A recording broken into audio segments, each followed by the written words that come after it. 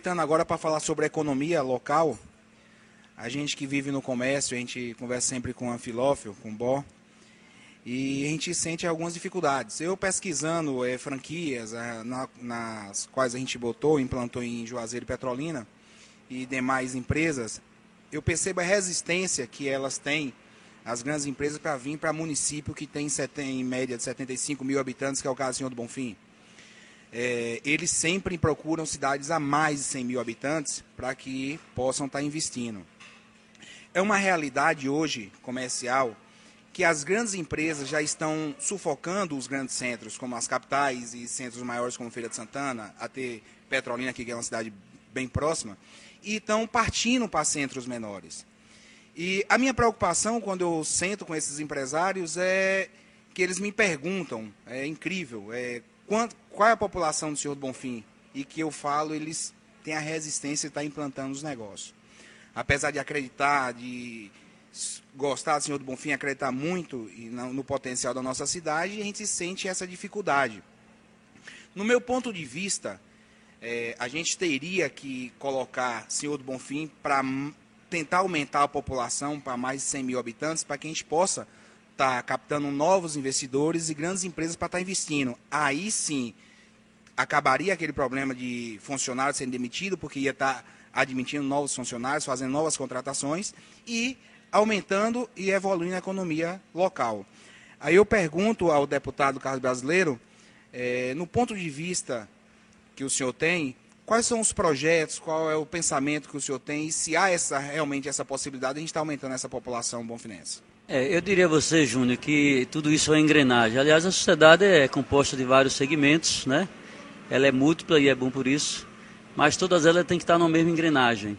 Passado o processo eleitoral, nós temos que estar numa mesma engrenagem, senão uns fazem a engrenagem rodar para frente e outros fazem para trás e a gente acaba não crescendo.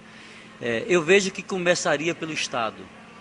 O governo Wagner já avançou nessa direção, mas eu acho ainda tímido ainda. Eu estou falando com muita tranquilidade, eu sou do PT, governador do PT, mas a gente como deputado tem que fazer defesa das nossas bandeiras e o governo tem que entender e buscar realizar aquilo que a gente sonha.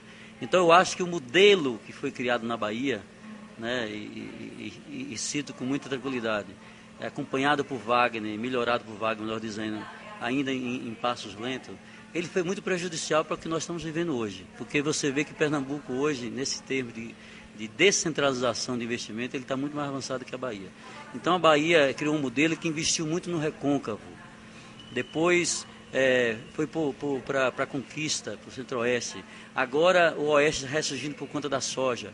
E depois de lá só tem a região de Juazeiro por conta da irrigação. Então se nós tivéssemos uma política estadual de descentralização de investimento, com incentivos fiscais mais volumosos, com certeza esses empresários que hoje estão percebendo, não pela necessidade dele de ir para uma cidade de médio porte como a nossa, mas porque os grandes centros já não cabem mais determinados investimentos, e até porque dificulta a questão da mão de obra, e você acaba levando para os centros, se você investe centralizando essas questões, você acaba levando também problemas para os grandes centros. Então você leva o problema da moradia, você leva o problema de atendimento à saúde, você leva o problema de atendimento à educação, enfim, tudo que compõe a sociedade você acaba levando e centralizando, e esses grandes centros não têm mais perna para atender. Por isso que eu sou extremamente contra o nome público regionalista. Nós temos que fortalecer essa ideia do território, da região. Então os investimentos têm que vir. E eu vejo nessa direção. Claro que como prefeito a gente buscou, mas o prefeito por si só ele não tem força para isso, né? É preciso um mandato de deputado e você vê que as coisas, coincidentemente ou não, por necessidade ou por urgência ou não, hoje Bonfim, como polo regional, está projetado um futuro breve de 10 anos para ser uma outra realidade. Então nós estamos trabalhando tudo paralelo. A água que tem que ter em abundância, independente se você vai trazer um distrito industrial, que é uma bandeira nossa, que precisa de muita água, mas qualquer movimento que você fizer na vida, você precisa de água. Mais ou menos. Mas a ideia de se estabelecer um distrito industrial Bonfim é nessa direção. A ideia do aeroporto é nessa direção. A ideia de uma adutora, que a gente brigou há 19 anos atrás, né, que Júnior ainda era criança, era nessa direção. Se a gente tivesse trazido a água de São Francisco há 15 anos atrás, Bonfim hoje é realidade. Porque já teria nascido outros projetos porque tinha água em abundância, entendeu, gente? Então eu acho que tudo isso vem na direção, repito, de Bonfim daqui a 8 a 10 anos ser uma outra realidade, para que o comércio continue pujante, né? Para que ele continue crescendo, já que nós somos, até hoje, eminentemente uma cidade de serviço. Foi por isso, enquanto prefeito, Júnior, tinha muito essa questão do distrito e eu não consegui porque não tive apoio do governo estadual. Espero ter com o nosso governo, né? Pelo menos já teve a promessa, vamos cobrar agora que isso se torne realidade. E a gente deliberou que nós íamos trabalhar então na direção do serviço de Bonfim. Já existia um encaminhamento nessa direção de saúde, de educação, tá? E a gente acabou fortalecendo isso. Então, quando a gente municipalizou saúde de Bonfim, foi para poder ter mais recursos aqui e a gente ter autonomia perante as cidades vizinhas de que muitos serviços iam ser comprados aqui. Então, hoje a gente vê a realidade. Você está em outro ramo. Mas no ramo da saúde, a gente tem hoje pelo menos 8 a 10 clínicas de ponta em Senhor do Bonfim. Isso foi de uma decisão política lá atrás. A educação da mesma forma. Então, nós fortalecemos a UNEB, trouxemos a Univasf, tem que fortalecer a Univasf, ela não pode, né, sobreviver apenas com um curso. Então, tudo isso é uma engrenagem. E no tocante ao comércio, o comércio vai ser reflexo disso tudo. Porque se você fortalece a educação, hoje nós temos mais de 2.000 pessoas que são fora de Bonfim, morando em Bonfim, alugando casa de Bonfim, comprando no seu mercado, comprando o colchão do Compeiro Bó, né? Trocando o seu carro, aí vai no Júnior e compra o carro, vem aqui no restaurante de vez em quando o Gabriel. Então a educação e a saúde, eles são motos muito importantes. Daí a nossa preocupação e a urgência de resolver essa questão do hospital regional. Eu não vou entrar nessa seara porque é um processo longo, mas nós temos que resolver.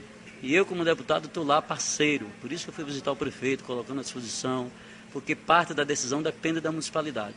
Se o município decidir que vai abraçar o hospital, municipalizando, ou devolvendo ao IBAPS para que resolva as pendências, o Estado está lá pronto para investir, porque isso está decidido desde 2009, mas infelizmente, né, o nosso ex-prefeito não entregou os projetos que eram necessários. Então a gente vai num assunto, vem outro, para entender que nós estamos antenados nas preocupações nossas. Então, se esse projeto de água vindo a acontecer, que vai acontecer, eu vejo uma Bonfim de 8 a 10 anos com muita força, tá?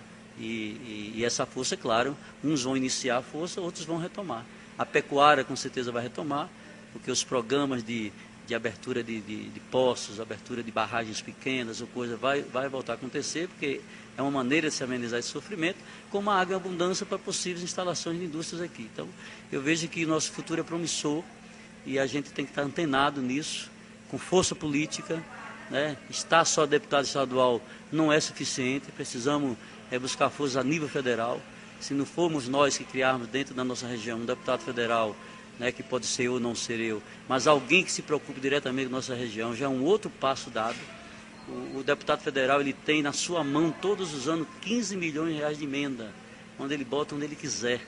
Então, desses 15 milhões, eu quero botar 5 milhões de Bonfim, ele vai e bota em várias frentes de ação, de trabalho, entendeu, Júnior? Então, eu acho que a política é muito forte quando você tem na frente dela pessoas comprometidas. Eu acho que nós estamos num caminho, né, certo de recuperação desse prestígio político, né, nesses últimos 2 anos, 12 anos. Então, vamos esperar agora que, né, o doutor Corrêa faça um trabalho que ele se comprometeu a fazer, tem o nosso apoio, está lá o gabinete à disposição, porque nós temos um potencial enorme. Afora o minério que nos cerca. Nós não temos minério, até então não descobrimos, mas nós temos uma região rica em minério.